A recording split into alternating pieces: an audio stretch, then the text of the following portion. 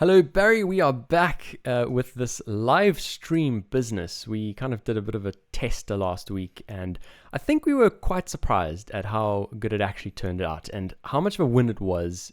Certainly in my case, with the amount of time that I saved having to edit last week's episode. I mean, obviously we re-uploaded it because we realized that the sound levels weren't quite right. And I mean, I guess, in terms of teething issues, there's always going to be something. But I think we actually did pretty well considering it was our first time. And yeah, had a pretty decent episode. I'm surprised that was the only thing, Chad, because we tried so many new things, all the technical details, trying to figure that out. It was very, very interesting. But like you say, we both had huge smiles on our faces afterwards. It saved us a lot of time and effort, Yeah. which is really cool. And so, episode number 2, that is live streamed. So if you're here with us, welcome. It's super cool to be here. Yeah, definitely welcome. I mean, I do hope that we get some comments coming through today that we can actually interact with people as well live, which would be cool. But nevertheless, we're obviously going to go through our usual episode. Barry, how's it going? How's your week been? I mean, this week's been pretty quick for me. I can't believe it's already Thursday. We've got loads to chat about as well. It's been quite the week, hasn't it? It really has. It's been chaos on my side. I've had painters painting our apartment, which has been loads of fun. That's why I'm in this secret, undisclosed location where there's no paint fumes.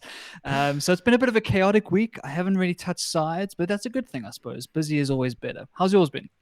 Yeah, also good. Also busy. Being in the finance world, it's obviously another month end. The month ends always just keep catching up with us, don't they? You move on from a year end into a month end. There's always something going on. But that's fine. That's all good. Been making a bit more of an effort with exercise this week, which we always talk about, Barry. But I went for a lovely run this morning. I actually went for a walk last Amazing. night. I had this cabin fever. I had to leave the apartment. And even though it was dark and I had nowhere to go, went out for a nice walk, no complaints. So yeah, it's good. It's good. I mean, I believe we're going to have some rain and maybe snow again this weekend. But other than that, it's been a good week. And I'm keen to chat about some stuff with my good mate, Barry. Let's do it, Chad. Let's jump into the week that was. The week that was. So I think let's kick off this week that was with, I guess we're going to talk about COVID, and it's been a little while since we've spent a bit of time on it. I mean, I know we did briefly chat about vaccines and the EU and all that kind of stuff last week. But obviously because we had updates coming from both of our sides of the pond this last week, and I guess for anyone who's new here, I'm in London in the United Kingdom, Barry is in Johannesburg, South Africa. Yes, I know we both have South African accents, but I'm also, I'm South African, but I'm here A in recovering South African on that side of the pond there. A recovering South African, exactly. And yeah, as I said, we both had updates on our respective sides of the pond. So we had a few briefings on the side, the daily briefings, but I wanted to touch on the specific one that was by Matt Hancock earlier this week. And obviously talking about where we're at with vaccines. Barry, we were talking about, and obviously you're going to kind of update me on where South Africa is with vaccines. But now in the UK, as we speak, more than 10 million people have received the jab. And just to kind of put that into perspective, it's a crazy kind of thought to think that a year ago, and it's been now a year, I think last weekend we had the anniversary of the first 2 COVID cases in the UK. So it's been a full year. We now have a vaccine, and I mean, that's been rolled out into more than 10 million people's arms, which is pretty insane. At the same time, last week, we also had some new vaccines being announced. And like we said, it's like being at the bus stop and all 3 buses rock up at the same time. We're not talking about 3 now. We've got so many more. So the UK has actually placed in even more orders on this. I think it's called Valneva was this new one that was, that popped up.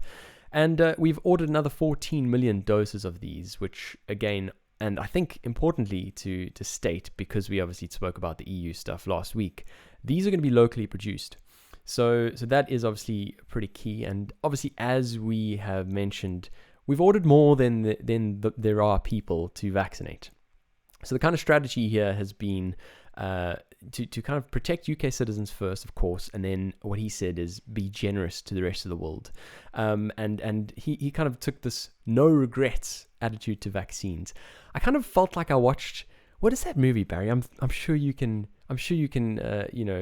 Kind of jot in here.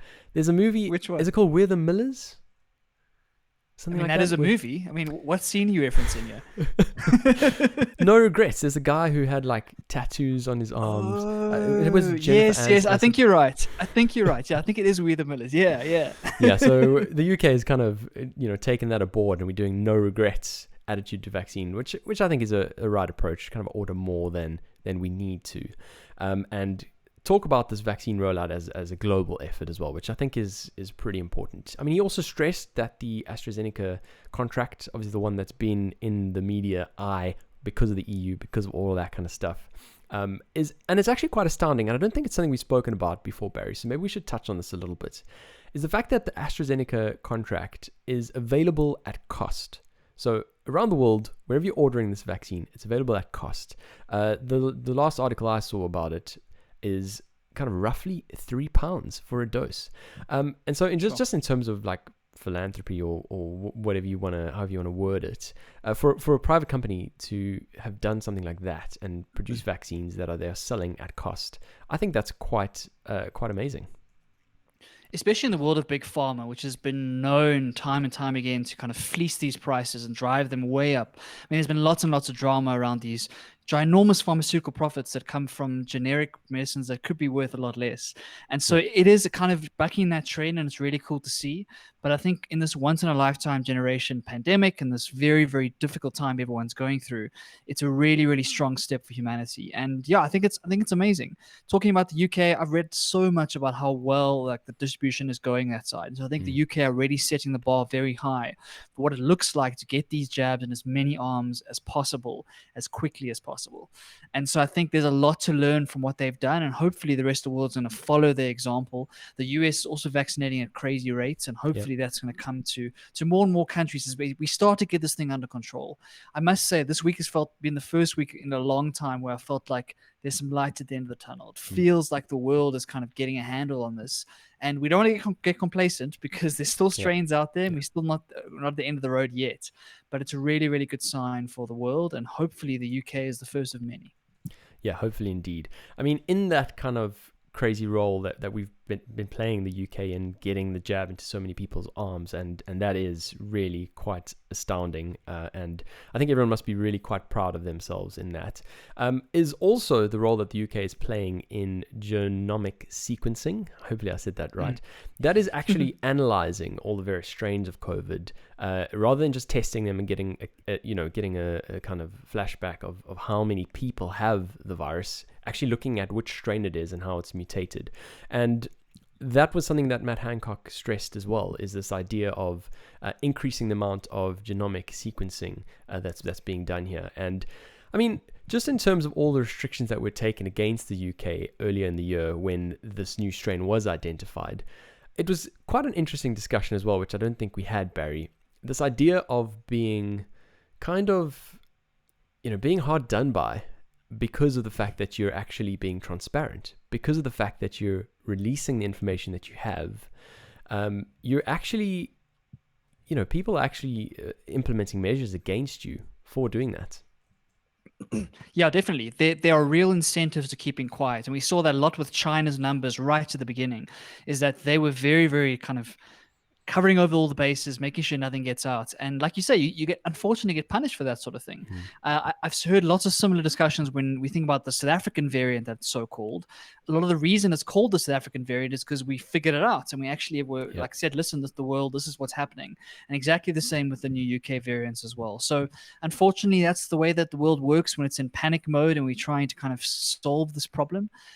But you kind of have to do what's right. And hopefully scientists can step up and follow in this example and say, listen, obviously we're going to pay the price for this. Our tourism industry is going to struggle. We're not going to be able to get people in and out of the country, but it's for the greater good. It's for a much more important cause to be able to like sequence these things properly. And the amount of development in genome sequencing has been incredible. I mean, the price has come down by orders of magnitude, thousands of percent. Um, a lot of it is AI and machine learning behind the scenes, is Interesting. crunching through all this data and trying to figure out like what's going on. And I've read some fascinating articles about some of these vaccines. They had the right sequence like a year ago now. Like right at the beginning, they sequenced it immediately and had an idea of what the vaccine was going to look like. And obviously, it takes time to get through all the clinical trials and figure it all out. So there's been so much developments in that hopefully that kind of gives us a much better chance for future pandemics and future viruses, that we have better tools at our disposal to kind of get there right at the beginning and sequence them as quickly as we can so we can try and come up with a plan. Yeah, absolutely. I mean, I do want to talk very briefly about something else that they were speaking about, and it was something that featured quite heavily in the press too.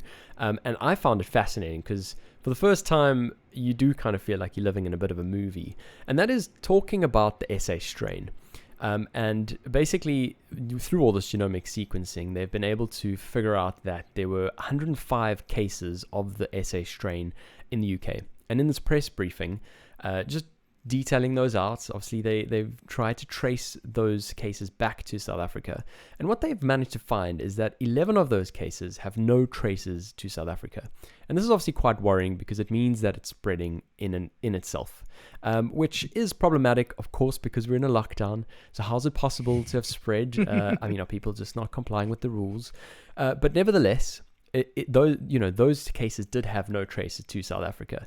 And so what they've done as a result, which I do find, like I said, it makes me feel like I'm in a bit of a movie, is they've narrowed down the postcodes of all of those 11 cases. And if you live in any of those like boroughs or postcodes, there are going to be people literally knocking on doors, and they've already started with this, doing random testing, but on a massive scale to try and see how far gone this thing actually is.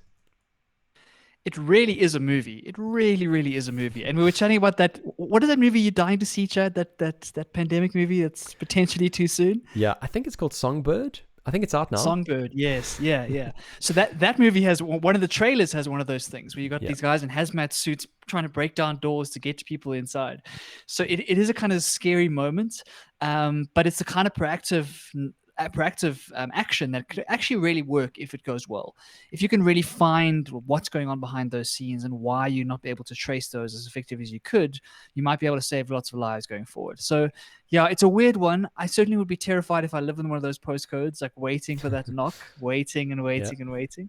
That must be quite a scary moment. But hopefully we can get ahead of this thing and kind of get a hold of these extra strains. What is good to see is that these vaccines do have some efficacy to these strains, so that's quite good to see. So it's not 100%, but there's some efficacy there, and so hopefully we can figure out these new strains pretty quickly and get a hold of them before they go rampant. Okay, so while we in the UK are busy stressing out about the SA strain, I mean, I tuned into the family meeting last week. Talk me through it. I mean, as I said, while we're here stressing out, it seems like you guys are just having a nice fat jaw. Yeah, South Africa's family meetings are always a good time, whether we like it or not.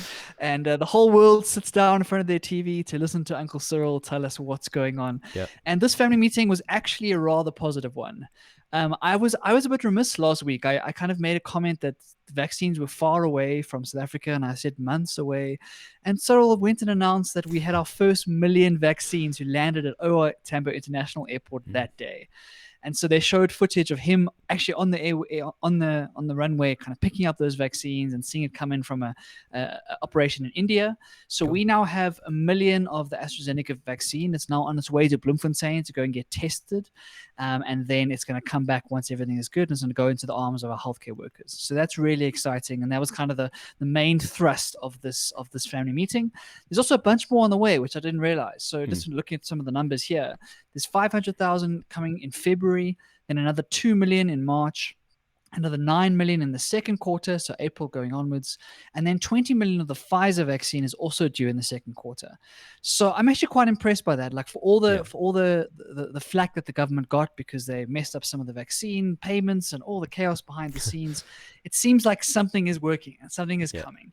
And so the question remains as to whether it's actually going to get to the right people, and all the corruption that is potential here is really worrying for a lot of South Africans.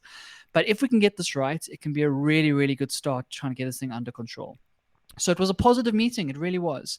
And we've had our lowest daily cases since the beginning of December. So it seems that the second wave, we've managed to navigate our way through that. And so he did what all the South Africans were hoping for, Chad. He got rid of those alcohol bans Yeah. and allowed the wine and the beer and all the good stuff to happen. Beaches are back open. Parks are back open. So South Africa was in a very good mood. I mean, all South Africans except for Barry. Barry wasn't on that list because if you haven't listened to all of our episodes, our extensive catalog, 64 episodes, my gosh. But Barry doesn't drink. So, I mean, you obviously enjoy being around people who are jolly, I guess. But, just decide not to drink for yourself. But you're right. I mean, that's such great news. Such great news in terms of those vaccine numbers. Lots of private negotiations as well. I mean, there's a sizable donation as well from MTN. And we continue to talk about the role of the private sector in kind of bailing out the country, if you'd like, which is positive. And I wonder if any other corporates are going to follow by their lead after that kind of announcement and that kind of advertising by the president. I thought it was very bold, and it's very clever from Soros' perspective because it really does put the ball in the court of these other big corporates. And like you say, we've chatted in the past about South Africa's financial situation. The government just doesn't have the money. It really does not have the resources to do this sort of rollout. And so we do need our private sector to step up. And so MTN, got a lot of cool free press for them, really kind of got into the hearts of us South Africans. And hopefully we see lots more of that coming forward as companies kind of step forward. I'm looking towards the medical aids. I'm assuming Discovery's going to come up with something at some stage, and some of the bigger medical aids here, and we'll see what they do for their clientele. But we actually need donations for the poorest of the poor and the people in the rural areas. Like that's where the vaccines really need to get to. And the logistics of making that happen requires money. It requires resources. So we'll have to see what happens. At the moment, we're going to give to the healthcare workers first and get them tip top so they can take care of everybody. Yep. And then I actually registered for my vaccine today. So you go into an online portal, you register very, very easy, very quickly. Okay. And then when you become eligible, then they'll open up an appointment booking system where you can go and book for your vaccine. So I'm probably still months away, but at least I'm on the system, Chad. Yeah, that's really cool. I mean, I don't know when I would get to that point in the queue because at the moment they're specifically doing it in H bands, and even though I know you guys are probably going to take the same approach, for us there's nowhere that you can sign up or put your name down because obviously, as we know, not everyone is super keen to take this thing, and obviously there's so many different varieties of vaccines as well. Did you get an option of which one to pick, or was it kind of just whatever you guys want to give me? Yeah, there's no options. The sign-up process was very basic. It was basically your ID number and where you live. That's pretty much all they asked for. Yeah. And so I don't think you can have a choice. I think it's going to be depending on what is available and kind of what decisions they make based on ages and whatnot. And I think what was interesting for me was Cyril made it very clear that you weren't going to be forced to take the vaccine. Yeah. So I think there was a lot of misinformation going around WhatsApp groups and informal forums saying that this was going to become mandatory. And if you wanted to travel, if you wanted to go to work or any of these things, you're going to have to take the vaccine. And of course, the anti-vaxxers were all over this and were very upset about it. And so he made it very clear that this is an optional thing, that you can sign up for it if you want, but no one is going to force you to take this vaccine. But what we do need is we need about 60 to 70% of people to do it in order to get to that hallowed herd immunity that everyone is talking about. So I'm really hoping, and I'm trying to, in my own little way, kind of push the vaccine, and hopefully people are going to take it, because I think it is our only tool, our only weapon to kind of get the world back to the way it should be. Yeah, completely agree. And good on you, Barry, for putting your name down on that list. Just setting a good across the pond example. I like it. I really like it. But I mean, just in terms of, just wrapping up on those two announcements, I think the positive thing is that both the UK and South Africa seem to be past the current peak, which is very promising news. And of course, in South Africa's case, winter's just around the corner, as the Game of Thrones people would say. Winter's coming. Winter is coming, Chad. It's been a very cold week, actually. It's felt very much like London this last week. It's rained the whole week.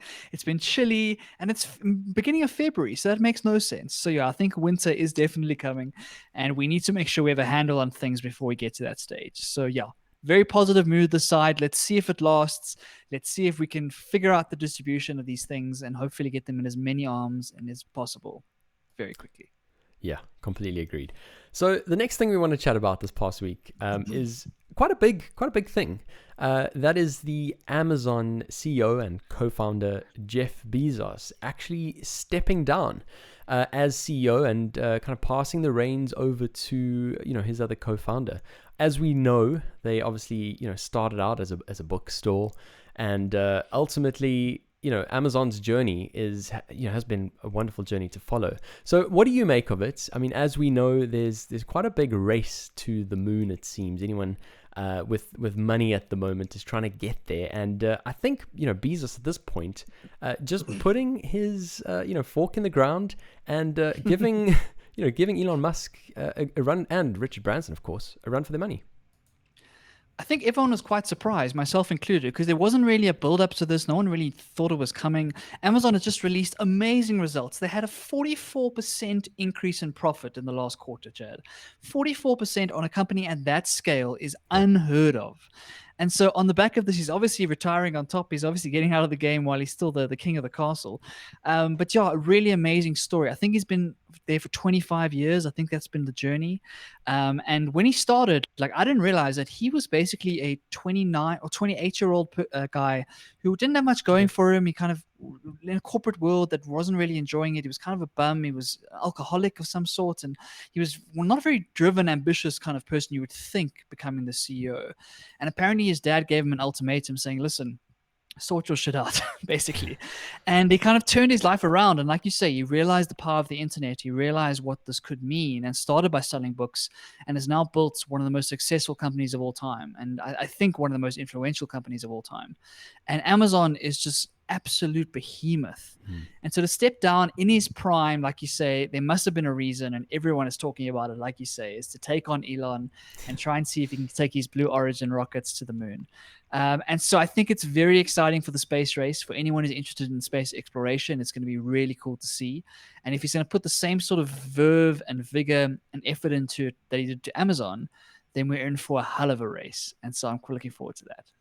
Yeah, I mean, let's talk about the space race quickly, Barry. I mean, because I kind of don't understand it on a private perspective. What is the fuss all about? Why is everyone trying to get their race to space the quickest? And just before you answer that question, just a quick just recognition of our very first comment, Barry, and that is from Robin Stock, just saying that she's so excited that the podcast is live. Thanks for tuning in. Definitely appreciate having you here. So tell me about that, Barry. What is it about this race to space and what it'll mean for humanity going forward? There's so much to unpack here, Chad. I think in the short term, the race is because there's huge amounts of money to be made in satellites, right? If you think about every single piece of technology these days, it relies on GPS, it relies on the internet, it relies on this worldwide communication. And so we are putting satellites into the atmosphere at a rate of knots. And at the moment, SpaceX have held the monopoly over that. They've been putting up hundreds and hundreds of satellites with every single one of their missions. And so there's lots of money to be made in the short term, and that's kind of the short-term economic interest.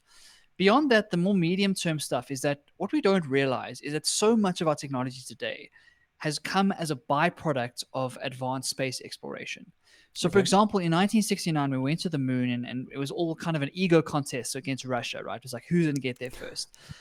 Even though we didn't realize it at the time, all the pressure of trying to build a rocket that goes to the moon and lands on the moon developed a whole bunch of ancillary technologies that we use in our day-to-day lives. So you just don't know what a space race is going to come up with. And it's hard to predict, and that's why it's such a difficult sell, because you're spending billions and billions of dollars on this thing, not knowing what the ROI is going to be. But the idea is that the technology that comes out of that kind of sustained purpose and sustained work is going to benefit humanity for a long time going forward. Okay. Then if you look at the long-term thing, which is Elon's plan, is this idea that we're going to just destroy ourselves in some way, whether it's global warming, whether it's nuclear war, whether it's pandemic, whether it's advanced AI. There's going to be some sort of existential risk to the planet. And Elon Musk wants to have an insurance policy, some sort of civilization that lives outside of Earth in order to ensure that the human race continues and that we become a multiplanetary species. So that is the long-term vision. That is kind of the guiding star. And so for those reasons, Chad, I find the space race fascinating. I think it's well worth it. It's very human to have that sort of adventure and that sort of explorer type life. And so we want to explore beyond our current climate and our current horizons, and that's very exciting. Yeah, definitely is. I mean, certainly if you have these private individuals funding or that race. And I mean, like you said, in the past, it was a bit of an ego race amongst countries. Now it still is an ego race, I would argue, but among individuals. And why not? What better way for them to spend their riches, I guess, than, you know, in that art of exploration and hopefully discovering something that's going to unlock something for us in the future. The next thing I wanted to chat about, Barry, and I'm no expert in politics. I'm no expert in Russian affairs, which is why I have to start off with this disclaimer. But obviously I've just been seeing the news lately, and I can't help but bring it up and get your take on some of this stuff if you've been following it too. We're of course talking about Navalny, who is a guy that I didn't really know a heck of a lot about before. Someone who, you know, was in the Russian government and ultimately has been accused of kind of acting for the West. And essentially he was in Siberia last year and ultimately was poisoned. And on the back of that, he was in a coma. And, you know, at that period in time, there was some sort of financial sort of crimes that were cast upon him. And he was on bail. And one of those bail conditions was to actually check in wherever he was at certain checkpoints. But the man was in a coma. And for whatever reason, he didn't check in. And obviously, as he's now arrived in Russia, back in Russia again, a character that's been very critical of Putin, and seems to have quite a bit of following as well. As he's arrived back in Russia, he's been jailed, and been jailed for just shy of 3 years. There's on the back of that been hundreds of thousands of people out on the street protesting, and what we've seen, you know, sort of thousands of people being detained by the government for protesting. And I mean, it's this classic discussion, Barry, of freedom of speech. You know, having a different political opinion and whether that's enough grounds to land yourself in jail. You know, this dictatorship that everyone is kind of scared of. People don't want to talk about it. Even me speaking right now, I'm walking on eggshells. And, you know, nothing can come good of this kind of regime. Yeah, Chad, it's a really difficult one, and I also want to echo your comments that I don't know enough about this I know just enough to be dangerous, and that's always a worrying thing. But like you say, he's one of the only people who has kind of stood up and said something about Putin from an inside source. Like as we know, it's a dark place, Russia. Yeah. It really is, and Putin holds this incredible iron fist across the whole country, and he has so much power and so much wealth and so much control that he can silence anyone that speaks up against him. So for this guy to kind of speak up in the way that he did, and he made videos and spoke very openly about some of the things that he's worried about when it comes to Putin, is something we haven't seen in a long time. And then to, like you say, voluntarily get on a plane and fly back to Russia, where he knew that he wasn't going to be greeted with like a handshake and a pat on the back, right? And so I think it's a fascinating story. I don't know if this is a weakening of Putin's position. So the protests obviously are a sign, but unfortunately, like, he's just got so much power that it's going to take something monumental to kind of get in the way of that. And he controls so much of Russia and Russian politics at the moment. So I don't know what's going to come of this. I think it's very brave of this guy. It's almost like a heroic kind of martyr-like behavior. He's going to be jailed for under 3 years. Who knows if he comes out alive, to be honest. That's the truth of the matter, right? And so if he's been poisoned before, who knows what's going to happen in that prison. So yeah, it's kind of crazy to me that Russia still exists today. It's almost like the North Korea thing. It's kind of crazy that in 2021, there's still places in the world that are completely dominated by these dictators that have full control and full power. And we just are kind of powerless as a world to go after them, because if they have nuclear weapons, there's that mutually assured destruction, and it's very, very hard to turn those regimes around. So yeah, I'm excited. I'm not excited. I'm interested to see what's going to happen with this case. I think that Putin obviously is going to try and kind of quell these protests and quell these uprisings in a way. But I just don't think there's enough for him to lose any sleep just yet. Yeah, I think I take the same stance as that, Barry. I mean, there was a referendum last year, and I guess if you look at the fine print, he's kind of secured himself his tenure for another little while to come. So certainly not. I mean, he doesn't seem to be the type of character to follow out the narrative that's going around social media. I mean, a lot of this crowd seems to be the younger generation out there on the streets protesting. So it is interesting. The one thing I did want to mark is obviously there's been condemnation of this arrest from the rest of the world. So we've seen Emmanuel Macron from France, Boris Johnson in the UK, and obviously the US as well, putting out statements condemning this this kind of arrest. So that is interesting. We'll have to see whether there's any kind of political pressure put on Russia to do anything about this particular arrest. I mean, it's probably drawn even more attention to this guy than he would have had organically had this not happened. So I mean, I take that as a pretty interesting mark on strategy and maybe even backfiring. But that's the idea of this martyrdom, right? This idea that this whistleblower can kind of stand up and take the heat for a greater good and get more people talking about it. I think that Russia is very easy to ignore. It's very easy to not think about it and kind of push it to the side because we just don't want to deal with it. But as a world, we have to figure out like what kind of sanctions, what kind of things can you do in order to try and turn this around. It's very clear that Russia has been in this position for a long time, and there's this cultural idea that Putin is a strong leader, and he still has a lot of support. That's the crazy thing. Even in the midst of all that he's done, he still has a lot of support because he's seen as the strong, powerful leader that's going to take Russia back to one of the world's superpowers. And so there's this nostalgic kind of hope for that old USSR world where they were one of the leading kind of powers in the world. And as their influence has waned, and as they've kind of been beaten down by losing wars and whatnot, they've kind of lost a little bit of that hardness that Putin brings back. Yeah. So yeah, I don't know, Chad. It really is a tough one, and I don't know if it's the right thing. I don't know what kind of sanctions you'd be looking for as a Western world, if anything, just because those nuclear weapons just make everything so complicated. Yeah, completely agree. And just in terms of that strong position and I guess that strong, what's the word? The way we look at Putin. That's one of the things that I guess he doesn't like about Navalny is he's kind of tarnished his image as being the guy who poisons.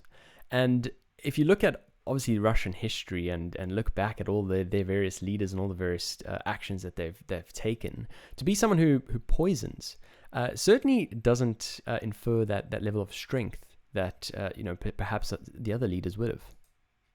It's not honorable, right? It's not like looking the guy in the face and dealing with it man to man. And that goes against Russian culture. Russian culture is very, very aggressive and very kind of in your face and brash. And so, yeah, like you say, it almost is a little bit of a dig at him to kind of bring this up and say, listen, this is the kind of leader that you think is the strong man who's doing his own battles. But we all know that Putin has all of his people doing his dirty work for him. And he doesn't want that to become his image. And so, yeah, it's a fascinating study in propaganda. It's a fascinating study in kind of diplomacy and what international politics looks like in the 21st century. Yeah. And I think if the US was in a stronger position, this would be even bigger news. And unfortunately, the US is in its own chaos at the moment, like we chatted about in the past. And so I don't think they're in a position to kind of take this as seriously as maybe we would like them to. But I don't think the Russia story is over by any stretch of the imagination. No. Yeah. And there's no way that Putin's leaving without a fight. So, yeah, a little bit worried about that. We'll have to watch and see what happens. Yeah, absolutely. And then there's the final question of whether he, like you say, whether he makes it out alive within the 3-year period, but also whether while he's in jail, they find other reasons to keep him there for longer. I mean, some of his supporters are worried about whether he'll even get out at all for the rest of his life, which is quite something to think about. But yeah, certainly something to monitor, and I definitely don't think it's the end of this one as well. Shall we move on then to the next segment, Barry? Let's do it, Chad. Stuff I found interesting. So I watched a movie the other day, Chad, and it's been recommended to me about a gazillion times, and I don't know why I've never watched it, perhaps, but it's a movie called Baby Driver. Have you seen it? I haven't seen it. I've also seen the trailers and been intrigued by it, but I'm keen to hear your take on it. I'm so excited to share it with you then, Chad. You have to go and watch it on Netflix immediately because it is an amazing show for anyone who loves music, because the whole movie is based around the soundtrack. It almost feels like they picked the soundtrack first and then built the movie around the soundtrack. And kind of a little bit of the plot line is there's this guy, his name's Ansel Elgort, I think it is. He's from The Fault in Our Stars. You know the main guy from Okay. Fault in Our Stars? Okay. He's the lead Maybe. character. Right. And he's a getaway driver. So he works with these robbers who go and rob banks and stuff, and he is the getaway driver. And he's just like a little pale, baby-faced dude, and he is just an amazing driver. And when he was a kid, he was in a car accident and got this tinnitus in his ears. So there's always a ringing in his ears. And so what he does to kind of combat that is he's always listening to music.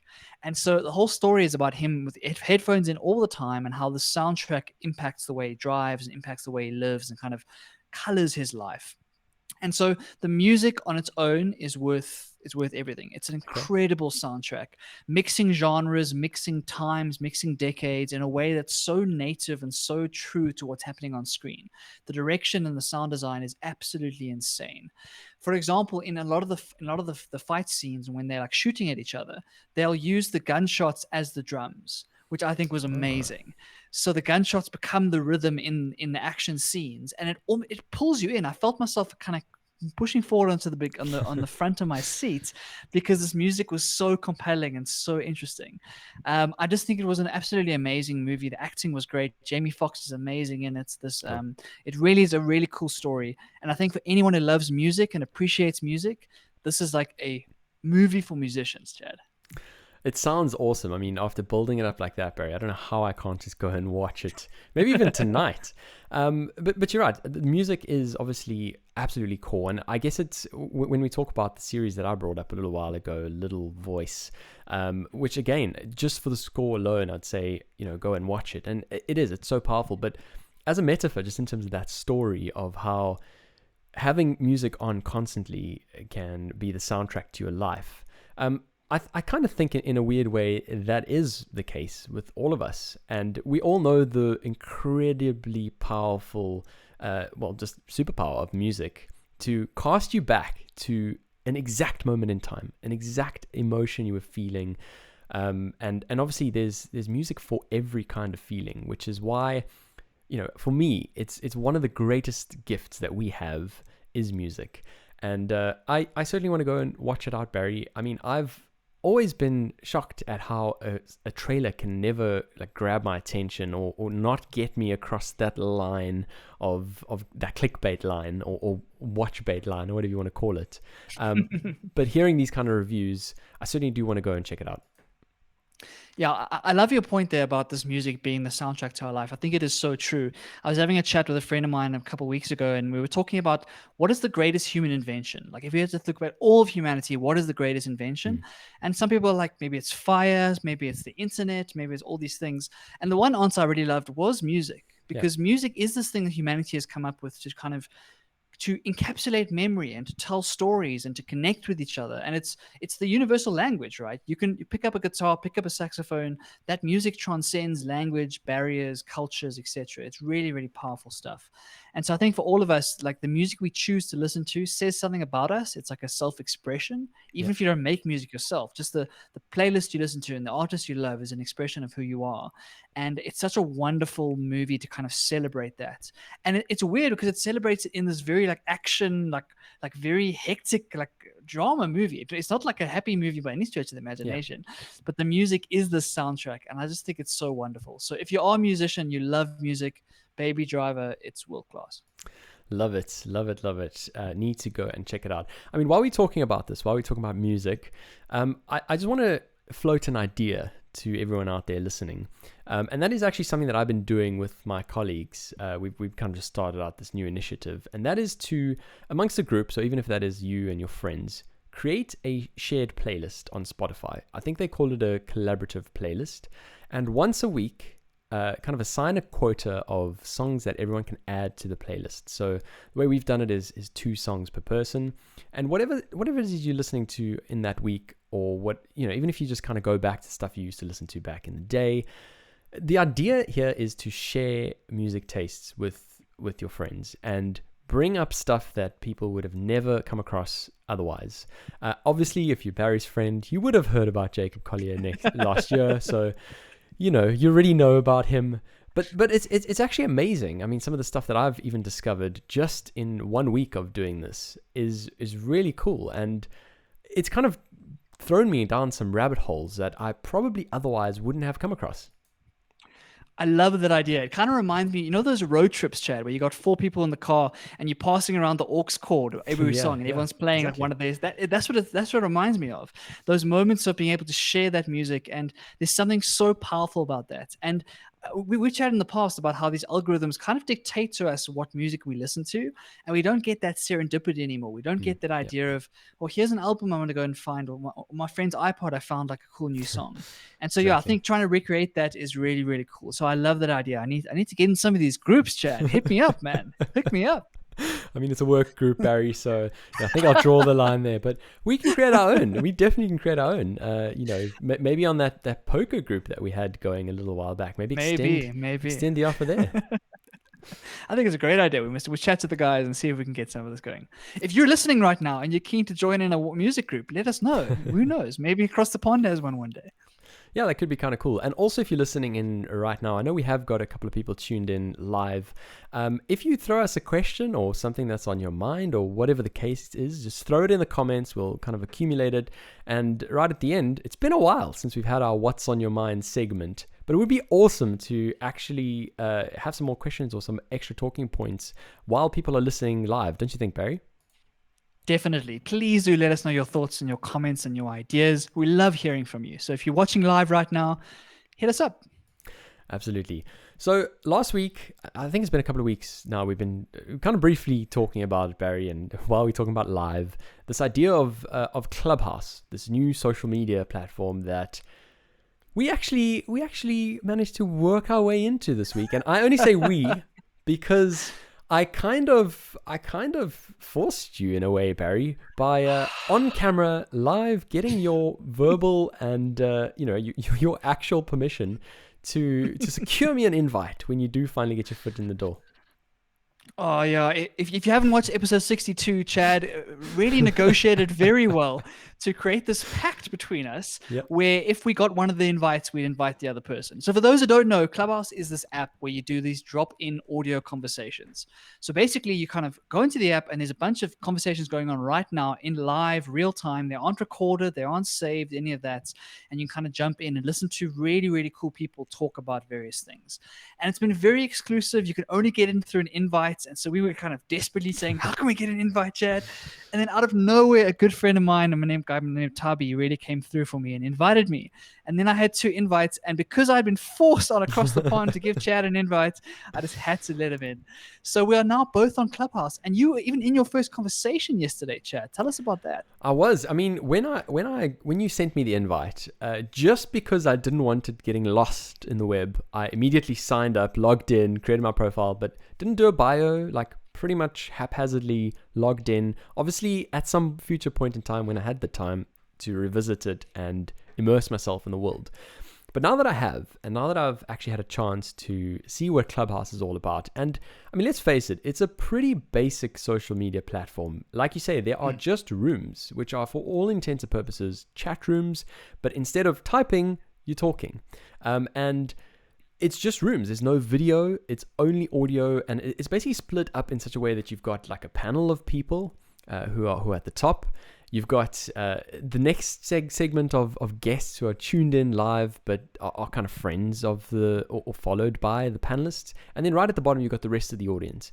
And if anyone in the audience has something to say, you just tap a button that effectively raises your hand, and one of the panelists can then pull you aboard and make you a speaker. And so last night I was tuned in and just had a look. I kind of searched a few people, started following a couple of people I'm keen on. Obviously, we've spoken about, Barry, the current list of people that are up there right now. You've got a lot of kind of higher profile type people that it would be hard to reach on Instagram or on YouTube or on Twitter because they've got hundreds of thousands of followers. Honestly, this panel that I was talking on last night, and I spent like 10, 15 minutes being on the panel, bouncing off rather relaxed atmosphere, which is so great. It was with all of these people who had like hundreds of thousands of followers, and the specific room that I was in is obviously key to one of my interests, which is Fujifilm. So it was basically just a group dedicated to talking about Fujifilm, going down as far down the rabbit hole as you want, anything you want to talk about, really. And one of the guys is a guy I've been following on YouTube for quite some time, Reggie B. So it was really quite great getting access to all these people that, like I said, you otherwise would really struggle to have access to. And because of the fact that it's so basic, because of the fact that it's only audio, what you have is while you're busy talking, people are searching your profile, they're going onto your Instagram page, they're looking at your stuff. And so on the back of that, what you have is you have these wonderful conversations where someone will be speaking, and the guy who's on the panel or is a moderator who, like we said, I mean, in this case was like a global ambassador for Fujifilm, would kind of just pipe up to someone and say, "Wow, an amazing feat! You got such cool photos. Like, this is so cool." And so I just think it's going to present so many more opportunities to a whole bunch of people. I mean, now's certainly the time to get involved in it. As a platform on its own, I'm very optimistic about it. I think about Cal Newport and that book that we chat about, Digital Minimalism. To me, it doesn't feel like it fits in that category. What it is giving you is high quality, visual, like audio interaction, where you actually are able to listen to your verbal cues, and it's not a matter of hiding behind a screen and typing out whatever it is that you want to type. You're getting involved in real time, and you're in a group of people. It feels a lot more social to me than the social media platforms we've been living off for the last couple of years. I agree with you there. I think I'm very bullish on this, and it takes a bit of time to get used to. When I first went on the app, it was a little bit confusing as to what am I supposed to be doing here? Like, what is the idea? It takes a while to get used to, but once you get into one of those conversations and you see how powerful it can be, it really is a big deal. And like you said, the networking opportunities, if you use this app well, are incredible. Yeah. If you are able to get into some good conversations and meet some of these people, it really, really is quite a powerful thing. One of the biggest conversations that happened on the app so far was our good little friend Elon Musk about a week ago was on there with the CEO of Robinhood talking about all the GameStop saga. So that was a huge deal for Clubhouse, and they had like hundreds of thousands of people listening to that conversation. There were, I think, 4 or 5 overflow rooms because they couldn't all fit in the main room, and all sorts of stuff. So that was kind of the biggest conversation so far. But Chad, one of the concerns that some people are bringing up is that what is going to happen as it starts to grow and there's more and more people on the app. So right at the beginning, it's been very exclusive, very, very like high profile people, and you've had to get an invite to get in. But eventually, as they grow, it's going to get more and more people on the app. Do you think it's going to dilute the experience in any way? And what do you think about the future of it as we start to get millions and eventually tens of millions of people on this app? Yeah, I completely agree. And I think it will certainly dilute the experience. I mean, I think the job here is having a good moderation team, because ultimately you have to, in some way, you have to kind of vet the person you're bringing up onto the panel. If you do grow at scale and you do suddenly have like thousands of people in the room, because at the moment, I mean, the room I was in last night had less than 30 people. Like I said, 30 high profile people, but less than 30 people.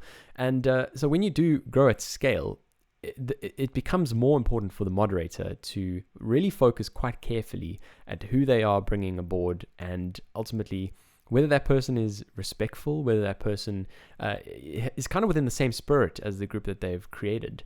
But for the most part, on the stuff that I've kind of listened into, the culture seems really relaxed. It seems really respectful. If there is a disagreement, people are really quite civil about it. And at the moment, maybe it's just the kind of the people who are in there at the moment, but it feels to me like a very positive place for people to just go in and learn. Like lots of tip sharing, lots of learning, upskilling yourself in whatever field it is. And I think the other thing that just to speak a little bit, Barry, is the reason why they are doing this as an invite-only basis is not actually at what I thought it was, which was to kind of build up this hype or to kind of become this coveted thing that you're lucky to be a part of. And that's not it at all. They're doing it to make sure that the servers can handle the amount of people.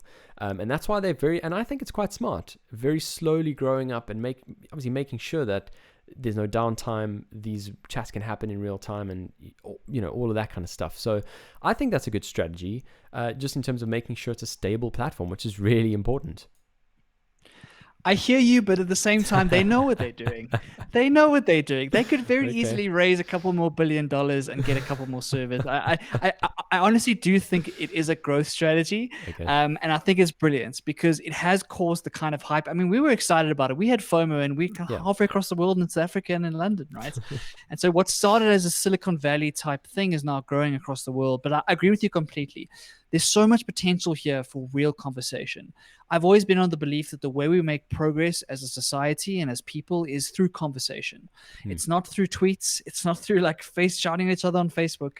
It's genuine conversation when you go back and forth about an idea or a topic or something you believe in, and you can clarify what you think and kind of talk to someone and get other perspectives. And this ability to drop in on conversations is almost like this podcasting boom that we've seen. Yeah.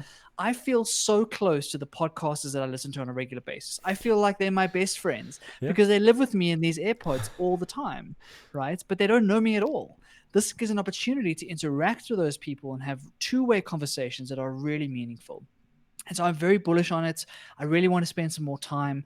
I do think it can be a time suck. I can see the temptation to spend a lot of time there. Sure. So you got to manage that. But otherwise, as long as you pick your feed carefully and you're jumping in the conversations that really matter to you, I think it's really exciting. And I'm looking forward to playing around with it more, getting into more of these rooms and seeing what's happening.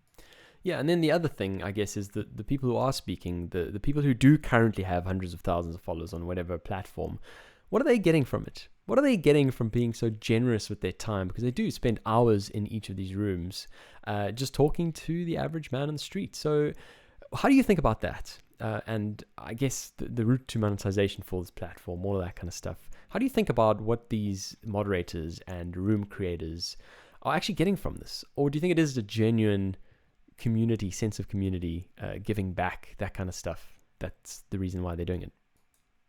I think it's a mix. I do think there is some altruistic kind of idea of kind of giving back to the community a bit and sharing some of the stuff they've learned. We also can't deny the impact that the pandemic is having on giving these people the time to sit around in these rooms. I wonder what their success would have been like if we were in normal times where everyone didn't have all this time sitting at home, right, and weren't able to get out and about. So those are two factors. But I think the third factor is that there's definitely a social status part of this app. This idea of having the moderators, like you say, and then the next kind of level, and then the rest of the audience. There is this idea that you're on a stage.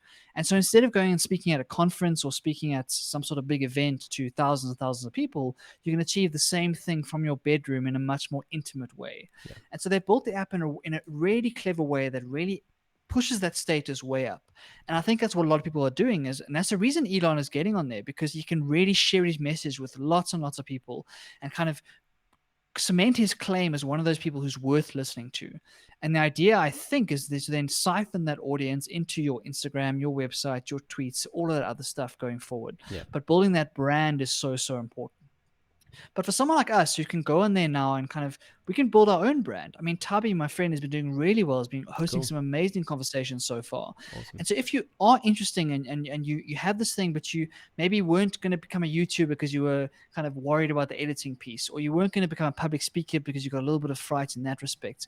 Maybe you're writing, it takes too much time to write. This is a brand new medium of communication. And I think we're going to see superstars come out of this who are amazing at articulating their thoughts, who are amazing at kind of sharing their stories in an audio fashion without necessarily all the production value of the fancy lights and cameras and all that stuff. And so I think we're going to start to see people kind of rise up at these new Clubhouse stars in the same way we've seen all of the other platforms generate new stars that are able to natively understand the way the content works on the platform. Yeah, I completely agree. And you're right. It's at this early stage of a platform that's the time to get involved. If you think about YouTube, if you think about Instagram, TikTok even, it's those few who were there in the early days when this thing actually skyrocketed. But obviously the people who were still producing really good content, but in the early days, as opposed to trying to grow your Instagram feed now, we know how impossible it is. And, you know, the algorithms keep changing, all of this kind of stuff. So I agree. I think now's the great time to get involved. And I'm just wondering, Barry, when are we going to create our own across the pond type room and start getting some cool people in there? It has to be soon, Chad. It has to be soon. I was chatting to you the other day saying we need to sort this out. So I think we should give it some thoughts, find out which of our people we think we can get involved there, and start having some really good multi-person across the pond chat conversations there on Clubhouse. Completely agree. Let's then move on to our next segment. Looking ahead. Looking ahead, as we talk about this digital world that we are in, Barry, and all of these various social networks, the ever more important every single day, this idea of trolling and giving people who are frustrated in the rest of their life the power to sit behind a screen and really unleash the most terrible emotions out into the rest of the world. I actually got a comment 2 nights ago on my one YouTube channel. I've hardly got any subscribers or anything like that, but I got this comment that said, "This guy is such an asshole for even thinking of doing this video." And Sure. we've heard about trolling, we've heard about all this kind of stuff, but it's true. I mean, every single little comment does play on you, and you can build up this hard exterior, and you can say that it doesn't. But there's no doubt that something pierces through when someone leaves a terrible comment. So this idea of trolling and the importance of trolling. I mean, Barry, you've got a policy that you just don't read the comments. Yeah, definitely. I think it's a much healthier way to do it, Chad, is that it just doesn't even matter. Because if you think about it, Chad, like the kind of people who sit all day and watch YouTube videos and leave these sorts of comments, like it's unfortunately because in their own lives, things maybe haven't gone to plan and they're kind of projecting a lot of their stuff on other people. Like if you don't like the video, sure, but there's no need to say anything about it. Just go to another video. YouTube has got plenty of stuff for you to watch. There's no problem in that respect. And so this idea of I'm going to go and I'm going to release something really nasty is a terrible part of the internet, and a lot of the reason why people get the anxiety and the fear and the kind of the negative feelings they get from sharing something online. Anyone who shares something online knows the courage that it takes to put yourself out there, right? To film a video and put your word out there and kind of make it public takes a lot of courage. And so people who don't do that, don't understand what it's like to do that. It's very easy to throw stones and kind of say, oh, I didn't like that, and this is the reason. And so it's a shame, but unfortunately it's part of the internet. I think that for trolls, it's almost one of those things where there's a lot of psychological research that shows that one comment that's negative will mean more to you than 100 comments that are positive, right? Because 100%. you're going to focus on the one thing that was negative. 100%. And that's something we can all work on, is this idea that we don't have to take that on board. If there's 100 comments that are positive and there's one negative, can we try and focus on the 100 positive? Because that's who you're actually making the video for. Sure. But it's easier said than done, that's for sure. Yeah, it is. And I guess as my journey unfolds, and hopefully there's a lot of growth to come, and hopefully there's more of those comments, because, I mean, those comments are part of the process. You can't grow without them. I've actually even seen the most amazing sort of kindness on some of the people who have followed me and have become kind of loyal subscribers, actually like replying back on my behalf in the comments and attacking these people on my behalf. And that's kind of cool. But the reason why I put this in Looking Ahead, Barry, and the reason why I actually wanted to talk about it today is how we deal with trolling as the internet becomes more and more of a part of our day-to-day lives. I mean, just this idea of even live streaming. I mean, somebody could drop us a comment right now, Barry, that just throws us completely off of our episode. I mean, it's very possible. So how do we deal with this in the future? And a few weeks ago, I think it was even the late part of last year, Australia announced some legislation. And I only actually came across it this past week, but I was quite fascinated about it. I think it's currently under public consultation, which is good. Just make sure that everyone's happy with this legislation being released in the first place. But it's a global first, and I think this is what's key to mention, is it's legislation that will ultimately allow fines to be dealt out up to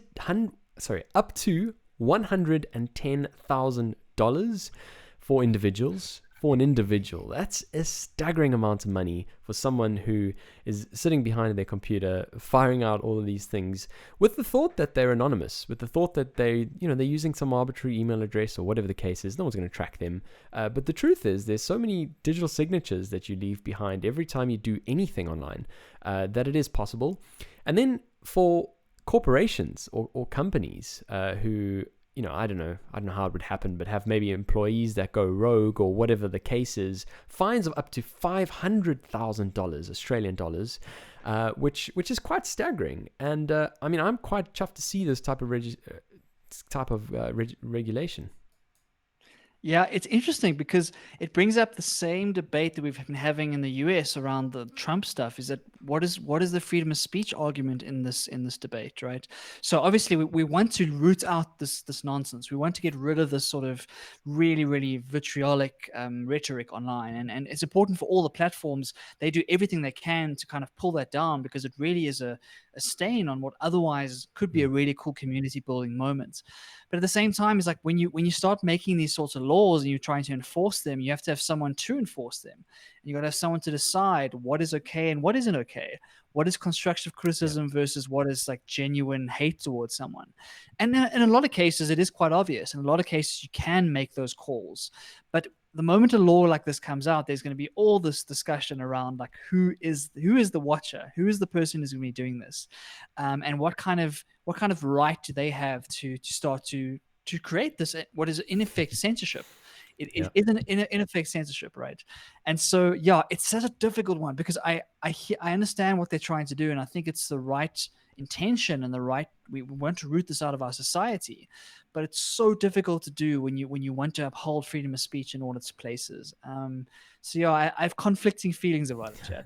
I mean, the fining part of it, like you say, is in effect censorship, but part of this regulation is actually censorship. So I think the powers that be, and I don't know how exactly it works, but there's also part of this regulation that allows for whatever this body is or whoever it is that reports it or whatever the case is. But you have to remove a piece of content that is reported within 24 hours. And I think that where it stands currently is 48 hours. So this is drastically reducing that because we know how troubling fake news or how troubling spreading of misinformation can be. So it certainly gives that power. But you're so right in terms of assigning, what degree of trolling is sufficient to deal out what kind of fine. That is a grey line. And ultimately, everyone gets triggered off by completely different things. I mean, typically, adults will have a bit of a harder shell than minors or whatever the case is. But ultimately, everyone still has a very different position, and how you handle something, there's no real right answer. Mm. And what is satire to one person might be a terrible insult to another person. So it's so hard to draw lines in the sand here. And I think another important thing to think about is that how difficult it is to enforce this in isolation. If you're just Australia and you're trying to enforce it in just Australia, the internet is global, right? Mm. Those comments and those trolling are coming from everywhere. So how then are you going to enforce this on a major scale without cooperation from Yeah, all over the place? yeah, And we've seen the same discussion in the tax thing as to where these global companies get taxed when they're offering these digital platforms that can exist anywhere and everywhere. yeah, And so I think there's lots to dig into in this kind of topic. I think that we do have to tackle this as a society because it is leading to a lot of depression and anxiety and a lot of mental problems within the younger generation. We've seen kind of the impact it's had on young girls who are or think they have to be absolutely perfect on Instagram all the time in case they get the hate and the vitriol we're talking about. So lots of work to do here, Chad, but I think a law is a very bold step. And I think it's going to be faced with a lot of criticism just because of the nature of censorship that it implies, whether or not it actually is going to be the case. yeah. It's certainly fascinating. I mean, I do think it's a good step though, because trolls have no place in my mind. I mean, people who are not there for constructive opinions, but people who literally just cast shade on those who are making an effort, those who are putting stuff out there into the world that can affect people in the most profound ways, can better people's lives. But just because those people are going through stuff in their own lives, or like you say, there's some other stuff going on behind the scenes, they just cast a shade, and it's just not constructive, and there's nothing good that can come of it. So very interesting, both sides of the coin. Always love tackling this stuff with you, Barry. But yeah, I mean, we've timed this again pretty impeccably. Our live stream is kind of sitting on 1 hour and 4 minutes. I don't currently see any comments or questions that we can tackle in a What's on Your Mind segment, but I'm sure as we do this more and more, we'll certainly start to reach a bit higher numbers and start to engage a bit more with people who tune in. Exactly. We're in the beginning stage of this live experiment. We only kind of told people about half an hour ago. Yeah. So it's one of those things where we're figuring it out as we go along. And if you are watching this right now, please do join us for the next live session. We'd love to Yes. hear your thoughts and your ideas, because we really want this to become more of a community. We've thought a lot about community building in the past, and 64 episodes in, we think it's time to start building that community more proactively. So whether it's on Clubhouse, whether it's here on the show, whether it's on social media, please reach out. Let us know what you think. We'd love to hear from you. Absolutely. And yeah, just a quick thanks to John M, who just left us a comment saying, well done. Thank you very much. That certainly is appreciated. And I think we are kind of warming up to this idea of live. We make certainly a whole lot less errors than we do in the old way of doing things. I'm amazed, Chad. It's amazing what some stakes can do. I mean, it's been absolutely incredible. I was very worried when we did the first live. I was like, oh boy, if people were to see the amount of bloopers that we used to make. But somehow this is working out. So good for us, Chad. Pat on the back to ourselves. Absolutely. Thank you so much again for tuning in. It means the world to us. It really does. And for dropping those comments, we really do appreciate it. If you are kind of new here and you're still joining this community, do go and check us out on all of our other social media. So we're on Twitter at @across_podcast. You know what, Barry? I need to get some overlays here to kind of throw it on so people can actually see it. Next week we'll be a bit more organized. At @across_podcast on Twitter. Instagram, we are at Across the Pondcast, and on Facebook, we're Across the Pond Podcast. That's all for today, and we will be back, hopefully with some more regularly scheduled programming, with the schedule that everyone can kind of tune in live every single time. But we'll be back next week.